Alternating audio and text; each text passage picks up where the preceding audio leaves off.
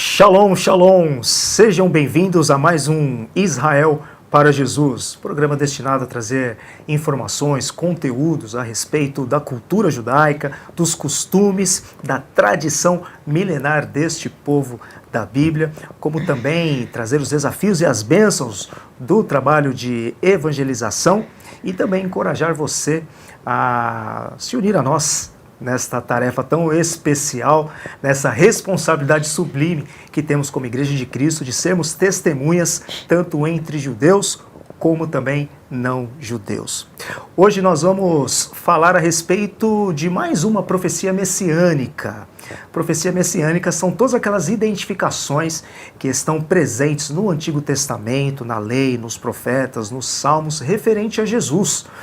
São aquelas identificações que Deus foi dando para o povo de Israel e para as nações também, para que quando aquele que se apresentasse como Messias pisasse em Jerusalém, as pessoas, sobretudo os judeus, poderiam aí então identificar, iam conferindo se aquelas informações a respeito do Messias, se elas de fato estavam presentes na pessoa daquele que estava se referindo como Messias. No nosso caso, em relação ao Senhor Jesus, que de fato é o Messias. Amém. E então nós vamos tratar hoje um pouquinho a respeito da primeira menção que é feita, a respeito do remidor, a respeito do Salvador, e esta profecia ela está nas primeiras páginas da Bíblia, em Gênesis capítulo 3, verso 15. Depois que nós temos ali a informação de que o homem pecou, Adão e Eva pecaram ali, por terem comido do fruto que não deveriam comer. Logo então o Senhor dá a sentença ali, o juízo ali para Adão, depois para Eva, e depois vai falar com um terceiro personagem ali que nós vamos falar no programa de hoje. E então esse texto de Gênesis 3,15, que é esse diálogo aí do Senhor dando essa sentença, ali o Senhor vai falar desta primeira profecia messiânica. Então o tema do programa de hoje é Cristo em Gênesis 3,15. E para estar conosco aqui, falando a respeito desse tema tão importante, está aqui a Suzana Santos. Suzana, seja bem-vinda. Obrigada, mais olá uma vez a todos. Aqui, está aqui no programa Israel para Jesus. Olá a todos.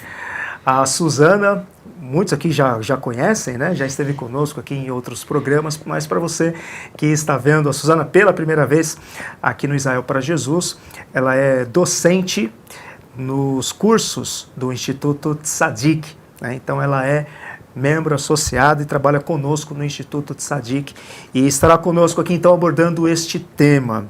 Suzana, esse texto de Gênesis 3,15, ele é importantíssimo, tanto que os estudiosos, os teólogos ao longo do tempo, deram o título de ser do proto-evangelho.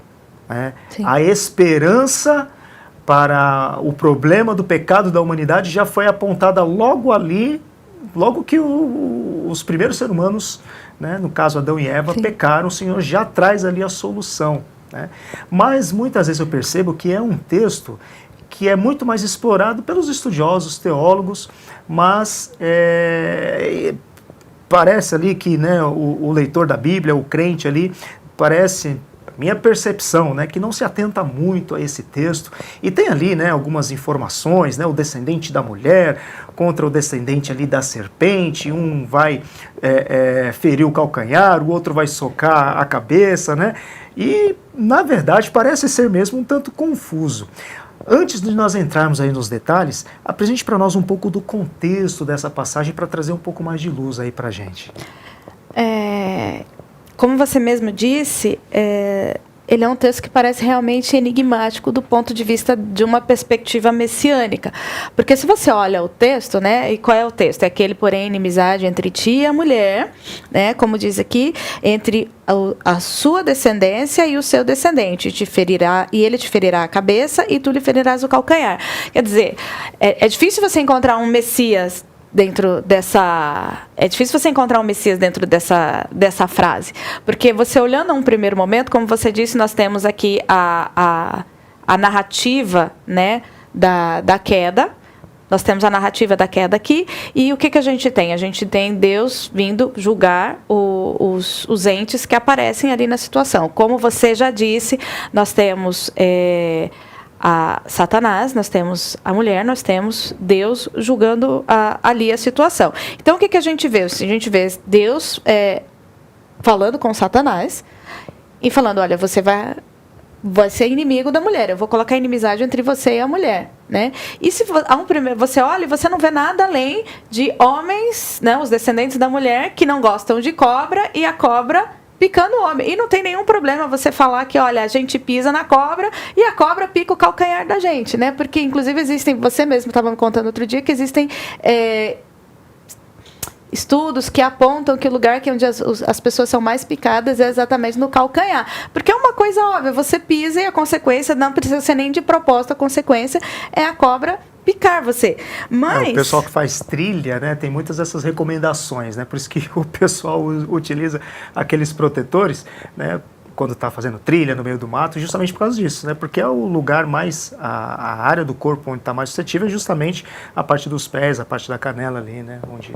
Não, mas se você olhar, é difícil você encontrar aqui, não vamos nem falar de Jesus, assim, um Messias, né? Porque a sequência lógica, exatamente, você vê isso. Tipo assim, é uma inimizade entre seres humanos e as cobras, né? Mas, independente disso, a gente olha, como você mesmo falou, existem camadas no texto. Existem algumas coisas mais profundas no texto. Né? Eu lembro de um experimento que eu fiz uma vez para jovens cristãos, jovens tementes ao Senhor, e a primeira pergunta que eu fiz, você sabe o que é uma profecia messiânica? Né? Todos cambaleando, né? Alguns estavam ali na ponta da língua, outros cambalearam um pouco, mas todos sabiam dizer o que era uma profecia messiânica. Né? Depois eu perguntei, você sabe qual é a primeira profecia messiânica? E aí já alguns sabiam dizer, outros não sabiam dizer, alguns falaram, não, até o proto-evangelho, Gênesis 3,15, tal. Falei, beleza. Agora me mostra onde é que está o Messias nessa profecia. Foram vários jovens, ninguém soube apontar onde é que estava o Messias, porque você olhando o contexto imediato, você não tem essa visão, né, de uma promessa de um Messias. E de onde vem, então, essa perspectiva messiânica, como nós encontramos o Messias aí, né? Onde nós chegamos a essa informação de que esse descendente da mulher é o Messias? Para a gente ir tirando essas camadas, né? O texto é como se fosse uma cebola, você vai tirando as camadas do texto. Então, depois de passar dessa primeira camada, para eu poder entender o significado mais profundo, eu preciso ver quais são os entes, quais são os agentes que estão ali do texto. Então, repetindo, eu tenho Deus, né? Eu tenho a serpente, eu tenho a mulher e eu tenho o descendente. Eu só quero explicar que a gente não tem nem tempo para a gente fazer um estudo exaustivo do que é cada coisa, do que significa cada coisa, mas a gente vai pegar alguns pontos específicos. Tá? Então, assim, primeiro ponto, Deus. Deus é aquele que aparece aqui como o eterno, criador de todas as coisas, o todo-poderoso, que neste momento está vindo para julgar, né, o pecado que foi cometido ali.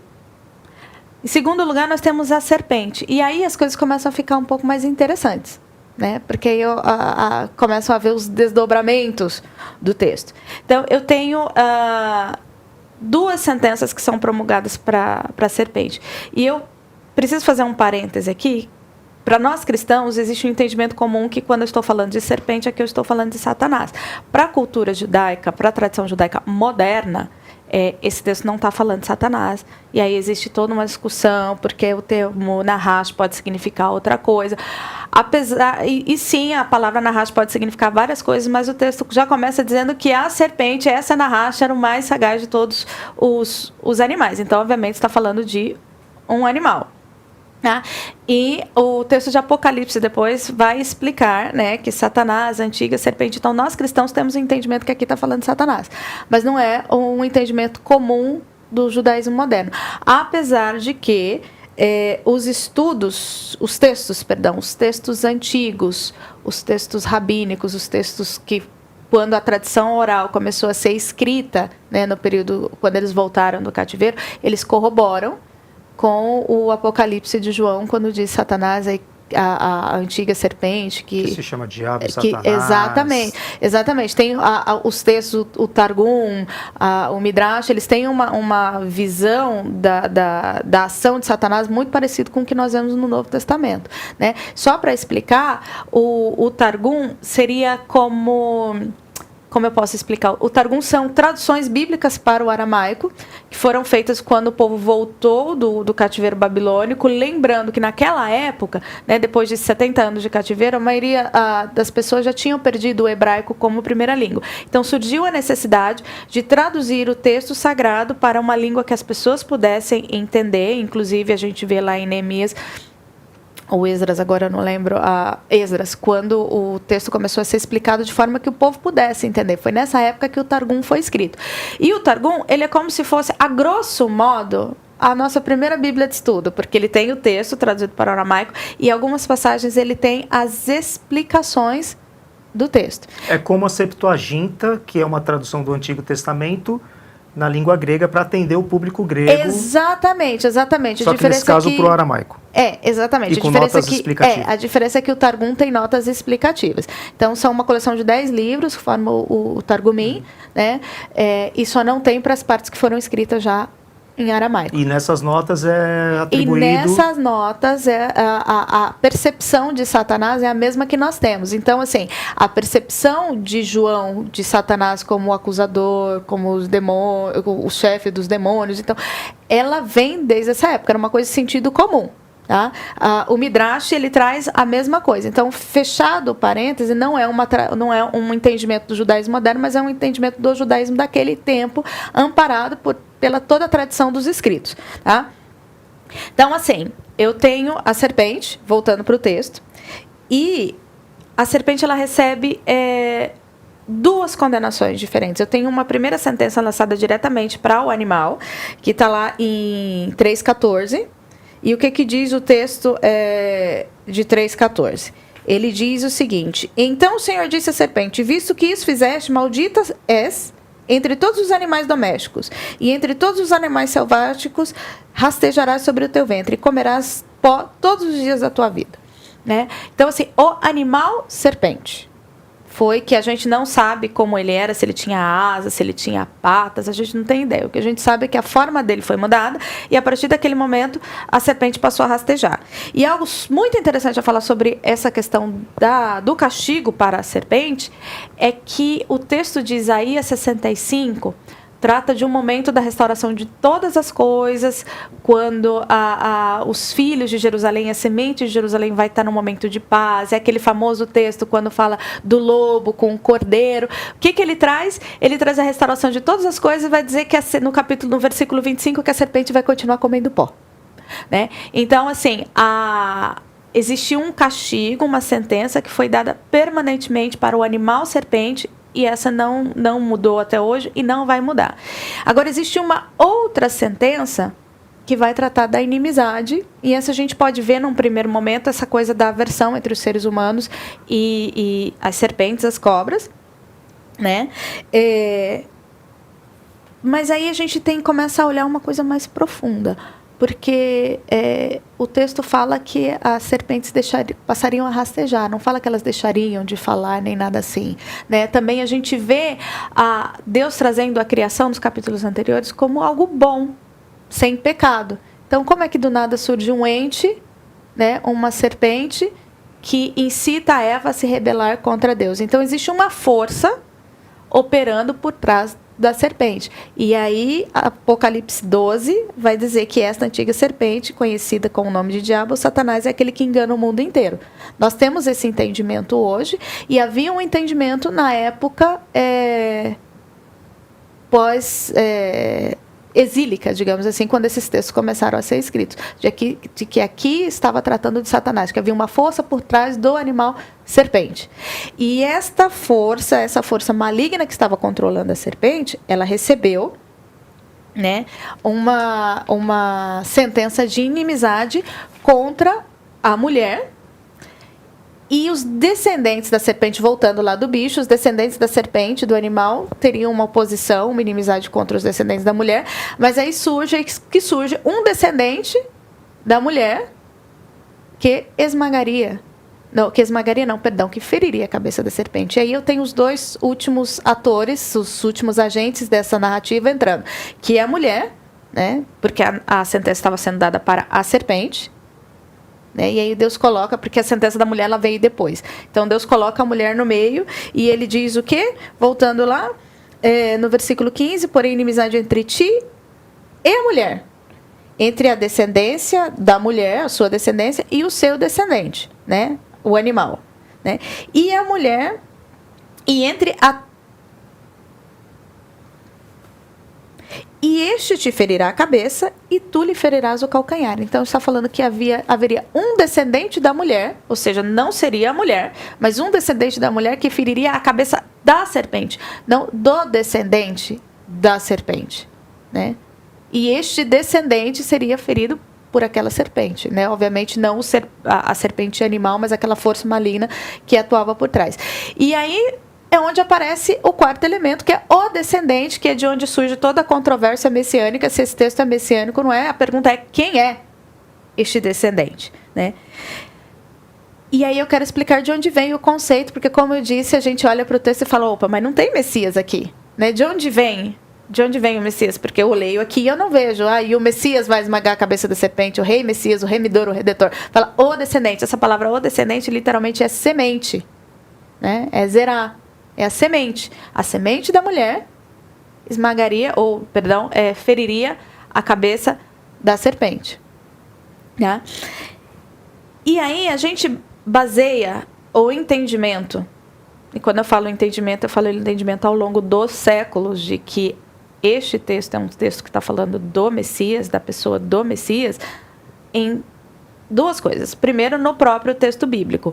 Quando eu vejo a sequência do texto, eu vejo Eva dando à luz, nós vemos lá no capítulo 4, Eva dando à luz e falando, alcancei do Senhor um varão, com a graça de Deus, com o auxílio do Senhor, eu alcancei um varão, com auxílio é a palavra, alcancei um varão. Né? Depois, quando ela dá à luz novamente, ela fala, o Senhor me concedeu uma nova semente. Né? Existia o texto da ideia de que havia algum tipo de esperança aqui, né? Aí existem outros estudiosos que vão dizer, falam, não, mas ela não tinha como saber que aqui estava falando do Messias, não está aqui no texto, né? Como ela poderia saber, né? Mas aí, se eu for para o Novo Testamento, eu vou ver Judas falando de Enoque, que foi um contemporâneo de Noé ali na pré-dilúvio. Enoque sabia, né? Ele fala que Enoque profetizou a respeito da vinda do Senhor, falando que o Senhor viria com as miríades dos seus anjos. Então, assim, se Enoque sabia da vinda do Senhor, por que Eva não poderia saber, né? Mas não somente isso. Quando eu vou para Noé, o nascimento de Noé tem uma coisa interessante. O texto diz em Gênesis 5, 29 o seguinte: este nos consolará dos trabalhos e das fadigas da nossa mão, nessa terra que o Senhor amaldiçoou. Você consegue ver a semelhança entre essa passagem com o que foi dito para Adão? O que foi dito para Adão? Né? Maldita é a terra por tua causa. Né? Em fadigas você vai obter o seu sustento. Né? Você vai comer o seu pão do suor do teu rosto. Então, quando Noé nasceu, existia uma esperança de consolo por causa da terra amaldiçoada. Obviamente que não era Noé. Aconteceu algo muito importante nos dias de Noé, mas Noé não era o Consolador.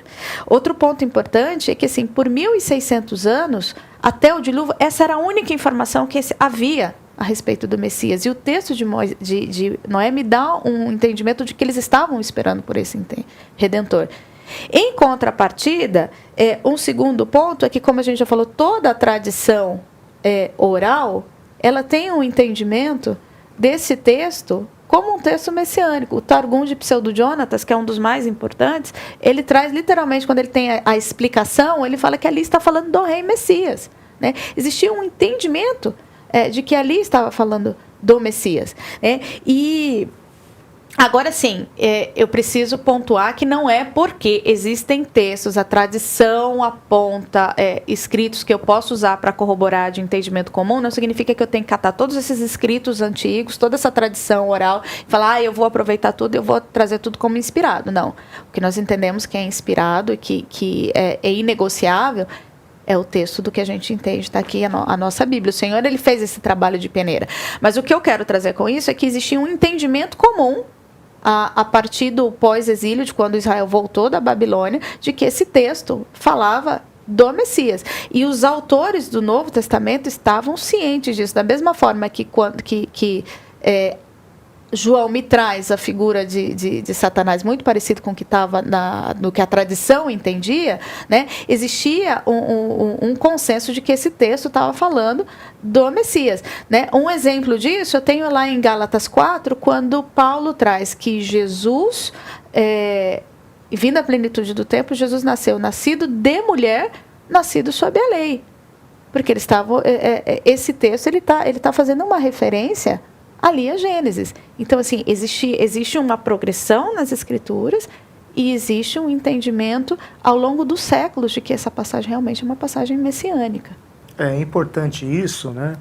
Porque até no nosso trabalho, né, de testemunho de Jesus entre os judeus, quando você está com um judeu religioso, dependendo da corrente judaica, há o entendimento hoje de que o Messias não é necessariamente um homem, uma pessoa, mas é uma era. É uma era messiânica, uma era de paz. Mas, quando nós vamos para esse texto da Torá, em Gênesis 3,15, né, está falando exatamente a respeito de um ser humano, né, o descendente da mulher. Né? Então, quando Paulo está falando esse texto que você falou, por que Paulo falaria, né, nascido sob a lei, nascido de mulher? Ora, todos os humanos são nascidos de mulher, não faria sentido simplesmente falar. Sim. Mas ele está fazendo uma referência ao descendente da mulher, linkando Jesus como aquela promessa lá atrás de Gênesis 3,15. E não só amparado pela tradição, mas pelos desdobramentos do texto bíblico, porque se Gênesis 3,15 eles sabem que existe um ser humano, né? Depois a própria Torá e os escritos posteriores eles vão explicar mais a respeito desse descendente. Inclusive, até algo interessante, que nós estávamos conversando um pouquinho antes de começar o programa, a gente vê a importância da descendência na Bíblia, né? A gente vê de Gênesis a Apocalipse, né? Sempre tratando descendência, números, né? Tem capítulos ali que às vezes dá vontade de pular, porque vai falando de descendência. O livro de Mateus já começa, antes de falar qualquer coisa, com a descendência de Jesus. Exatamente. E aí a gente tem também outras profecias messiânicas que vai filtrando essa descendência. Exatamente. Né? Primeiro, descendência de mulher, pode ser qualquer ser humano da face da Terra. Qualquer ser humano mas elegível. Segue também nessa linha de descendência. Quais são os desdobramentos das próximas profecias? Nós temos descendente de Abraão, descendente de Isaac, descendente de Jacó, descendente de Judá, finalmente descendente de Davi. E essa é uma profecia inquestionável. A gente vai para 2 Samuel 7,12, é essa que ninguém questiona, porque de Davi surge o termo grande rei, o rei Messias. Né? O que o Senhor diz lá? Quando os teus dias se cumprirem, é o Senhor falando para Davi, né? E descansares com os teus pais, farei levantar de ti o teu descendente, que procederá depois de ti e estabelecerei o seu reino, o reino do descendente. Essa daqui é inquestionável, ninguém questiona. É essa profecia que traz o entendimento do termo rei Messias, que é o termo que o Targum pseudo Jonatas põe lá em Gênesis 3,15. Essa profecia, ela vai explicar, fechar o ciclo da descendência do Messias, mas ela vai explicar também que esse Messias seria um rei. Coisa que já havia sido dito. A gente vê em Gênesis 49, a gente vê em Números 24, as profecias falando que o cetro não se afastaria de Judá, que de Israel viria, de Jacó viria o cetro. Então, assim, essas informações já estavam lá. Essa profecia, ela junta, né? Mas olha só, não só isso, mas existe uma outra posterior que ainda amarra melhor com Gênesis 3,15, né? Porque Gênesis 3,15 fala da semente da mulher, mas neste momento o pessoal só sabia que era um descendente, né? Alguém gerado, e como você falou, no primeiro momento todos os seres humanos podiam ser elegíveis, depois de Abraão, Isaac, Jacó, mas Isaías 7,14 traz o que seria uma semente de mulher, e só de mulher, que a virgem conceberia e daria luz a um filho. Essa profecia hoje ela é altamente questionada. Você vai para qualquer corrente judaica, hoje todo mundo questiona, mas até o século 11 e 12 era inquestionável. os escritos antigos também corroboram que ali está falando, sim, é uma profecia messiânica, né? E tanto era o pensamento corrente na época dos autores do Novo Testamento, que quando vão começar, como você citou, a genealogia de Jesus, Lucas fala de Maria, da qual nasceu Jesus. Mateus faz questão de dizer, olha, a virgem concebeu, Jesus nasceu de uma virgem. Se não fosse um consenso já naquela época, por que eles precisariam citar como algo importante? Né? Porque se fosse algo que fosse questionável, você não coloca só aquilo que é inquestionável. O que era inquestionável para eles, olha, ele nasceu de uma virgem, porque eles estavam esperando o Messias que nasceria de uma virgem. Ou seja, é um complemento daquela profecia que foi dada lá em Gênesis 3, né, falando, olha, que a semente da mulher. Naquele momento eles não sabiam que seria só de mulher, mas depois houve o entendimento que seria só de mulher. Né? Então, assim, a revelação ela vai tendo seus desdobramentos e ela vai se assentando uma base em cima da outra e vai sendo progressivamente expandida. Ok. Nós estamos já chegando aí na reta final aí do nosso programa e nós abordamos o problema pelo lado judaico, né, de que há uma corrente que não entende ali Gênesis 3,15 como sendo uma profecia messiânica, e aí você trouxe para nós respostas aí tanto da própria literatura de peso judaica, né, da antiguidade, muito respeitada, que fala assim, que ali é um texto messiânico, como você traz os argumentos dentro da própria Bíblia, apontando Gênesis 3,15 como uma profecia messiânica. Então, você trouxe já para a gente respostas numa apologética, né, em relação de uma forma resumida, aos judeus. Sim. Agora, nesses últimos minutos, eu queria que você falasse um pouquinho também da problemática, agora pelo lado dos cristãos. Porque a gente tem uma parcela de cristãos, né, chamados progressistas, né, até evangélicos mesmo, cristãos evangélicos mais progressistas, que vai dizer que esses primeiros capítulos de Gênesis, eles não são literais, são alegóricos, né? Aí coloca até Gênesis 12 como uma alegoria. Sim. Não é literal, Adão e Eva são personagens míticos e tudo mais, tal, para não trazer essa questão do pecado, porque creem na universalidade, que todos no final serão salvos, tal. Qual é a resposta então que a gente tem aí de Gênesis 3,15 ou respostas, consistências bíblicas para combater esse lado alegórico, né, das eu só queria fazer um parêntese que, na verdade, não tem nada a ver com o que a gente está falando, mas só explicar que quando a gente fala teologia progressista ou cristãos progressistas, não necessariamente a gente está falando do movimento político progressista de esquerda, não tem nada a ver, é um termo teológico para falar de uma linha teológica. Tá? Então, assim, como você falou, existe uma linha de cristãos que defendem que esse texto não é literal. Mas aí a gente tem algumas perguntas para fazer, porque sobre este texto, esses primeiros textos, repousa todo o fundamento da fé judaico-cristã. Então, a primeira pergunta é, se isso não aconteceu de verdade, por que o Novo Testamento trata essas figuras, Adão, Noé, Caim, como pessoas literais, pessoas que de fato existiram? Né? Então, eu tenho que colocar em xeque o Novo Testamento também. E segundo, né, se isso não aconteceu de verdade, né, como explica, se isso não foi, como eu explico Romanos 5, que me diz que o pecado e, por consequência, a morte entrou no mundo a partir daquele evento? Então, assim, não houve pecado original? Se não houve pecado original, né, por que a necessidade da promessa da redenção do pecado? Né? E se não há necessidade de promessa de redenção, então qual a necessidade de um redentor?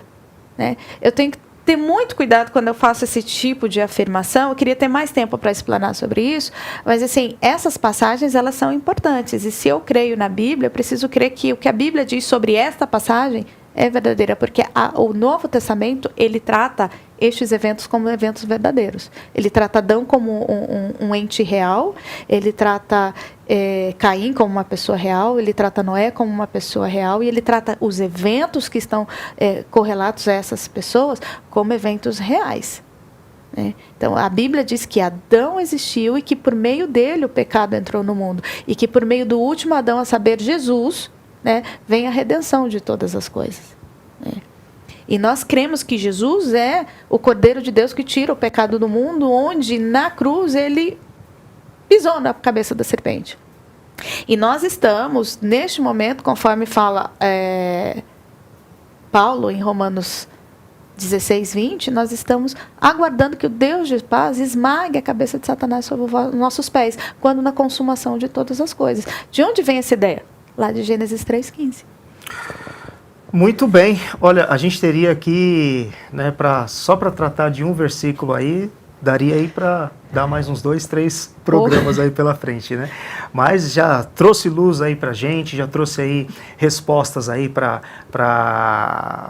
um diálogo para com o judeu, né, até para um próprio cristão mesmo que tem esse pensamento aí mais alegórico a respeito das Escrituras. E obrigado, Suzana, por nos trazer esta primeira profecia messiânica, essa primeira identificação do Messias, né, essa primeira esperança de salvação para a humanidade. E o que temos a dizer hoje, tanto para judeu como não judeu que não conhece Jesus, é que a solução para o pecado já veio. Ele é de fato descendente da mulher, né? É o próprio Deus que se fez carne, né? Que veio e que voltará, Amém. Como ele mesmo disse. Então quero agradecer, Suzana, mais uma vez por estar conosco aqui no Israel para Jesus. E quero agradecer você também que tem assistido aqui o nosso programa e tem estado conosco todas as terças-feiras. E quero me despedir nesse programa com um forte abraço, Shalom Aleichem e até o nosso próximo programa. Beleza?